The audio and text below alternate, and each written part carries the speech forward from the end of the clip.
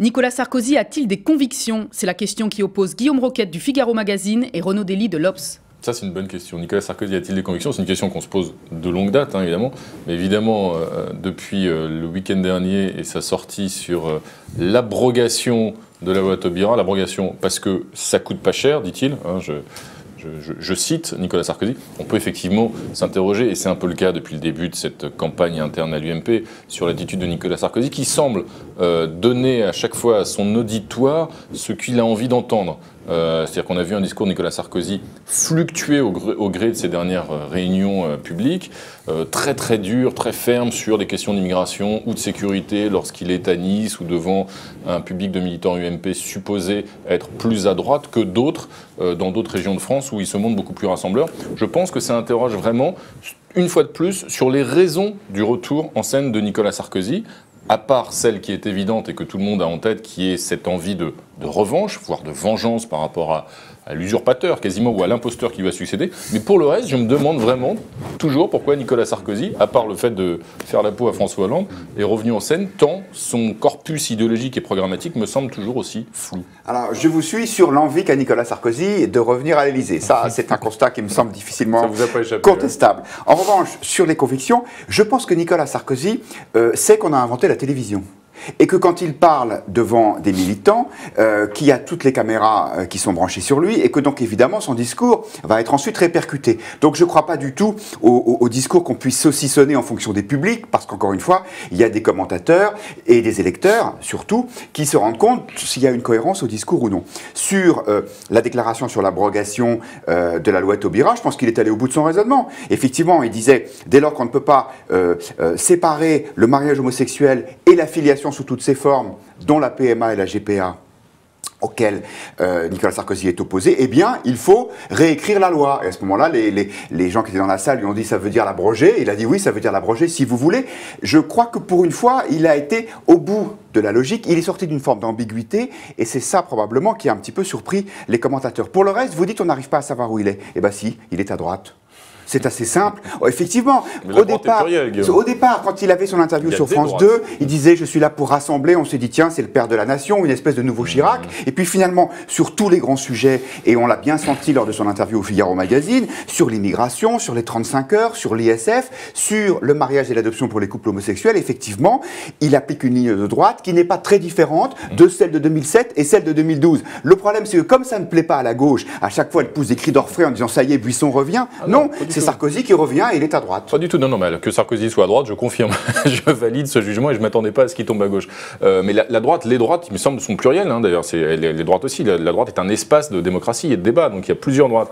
Et le problème de Nicolas Sarkozy, c'est pas nouveau, mais là c'est flagrant avec ce retour, c'est qu'on ne sait plus de quelle droite il est et à quel moment. Ça, c'est le problème des remecs. Forcément, il revient et il nous rejoue un numéro qu'il a déjà joué depuis 20 ou 25 ans. Il a tout été. Il a été colbertiste, atlantiste, il a été rassembleur, centriste, ouverture à gauche, puis il a été buissonien et radicalisé à droite. Il a tout été. Et là, en un espace extrêmement court de 2 mois, il essaye de tout être en fonction de l'auditoire auquel il s'adresse. Donc, c'est pas que Nicolas Sarkozy soit à droite, je ne m'en félicite pas forcément, mais je fais avec. Mais je fais avec.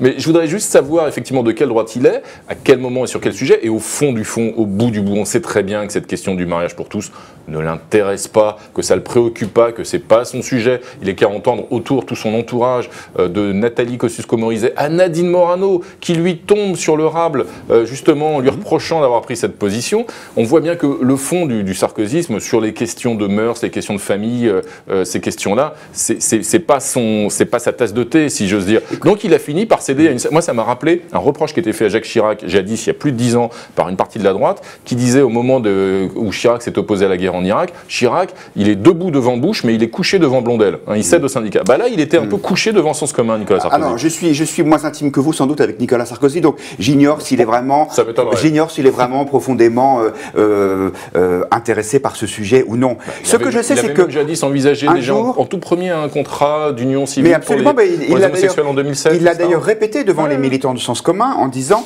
il fallait effectivement un statut qui reconnaisse de façon très visible l'union des couples homosexuels hétérosexuel, tout en le séparant de la filiation. Tout ça, encore une fois, me semble très clair. Qu'il puisse penser contre lui-même, voire contre son entourage, ça ne me paraît pas forcément un défaut pour un homme d'État. En revanche, ce qui est vrai, c'est que, souvenez-vous, c'était pendant le quinquennat, il y a eu les déclarations de Nicolas Sarkozy en disant « il faut en finir avec l'esprit de mai 68 ». Je pense que le fond du sujet, c'est celui-là. C'est-à-dire que c'est vrai que c'est une personnalité complexe, qu'il est libéral, et tout en étant très français par certains côtés, avec sa volonté de faire intervenir l'État, surtout quand c'est lui-même qui l'incarne dans l'économie, et sur plein d'autres sujets. Mais il y a quand même cette idée, ce ressenti que la société française est en train de changer, que l'hégémonie culturelle de la gauche, celle qui s'incarne merveilleusement dans ce côté, de toute façon cette loi, on ne reviendra pas dessus. Comme si on n'avait pas le droit de changer une loi si on considérait qu'elle était mauvaise. Eh bien c'est ça qui a changé. Nathalie Nadine Morano, Alain Juppé, tout ça, ce sont effectivement des représentants de l'hégémonie culturelle de la gauche. C'est eux qui disent qu'évidemment la droite républicaine ne reviendra pas sur la loi Taubira. J'ai beaucoup de respect. C'est évident,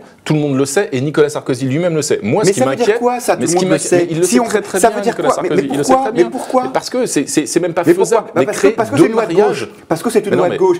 On ne va pas démarier évidemment les gens qui l'ont été. Simplement. Il est impossible constitutionnellement qu'il y ait deux mariages, c'est les termes qu'il a utilisés, l'un pour les hétérosexuels, l'autre pour les homosexuels. C'est impossible constitutionnellement. Alors, on va voir si c'est possible ou non. Effectivement, il faut faire quelque chose qui soit juridiquement possible. Vous me citez toujours les mêmes noms que Kosciusko Morizet et Nadine Morano.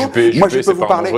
Alain Juppé, c'est pas un danger. Mais oui, mais il y a un débat à droite, c'est une évidence. Mais vous avez Laurent Wauquiez qui est favorable à l'abrogation. Vous avez le nouveau patron du groupe EMP au Sénat qui est favorable à l'abrogation. Vous aviez Xavier Bertrand qui n'est pas n'importe qui est favorable à l'abrogation. Il y a un débat à droite. Mais ça, la gauche ne veut pas l'admettre parce que pour elle, la droite, c'est simplement la gauche avec un peu moins d'impôts. Eh ben non. Même sur les sujets sociétaux, il y a une forme de révolution conservatrice qui est en route. Le problème de Nicolas Sarkozy dans ce cadre-là, c'est qu'il sait lui-même qu'il ne le fera pas quand il reviendra au pouvoir, s'il revient, et que tout ça va jeter un peu plus des gens qui seront déçus, légitimement déçus, ceux qui étaient à cette réunion samedi dernier, et ça va les jeter un peu plus dans les bras de Marine Le Pen. C'est cette espèce de fatalité que vous venez d'énoncer, à laquelle, me semble-t-il, Nicolas Sarkozy veut échapper.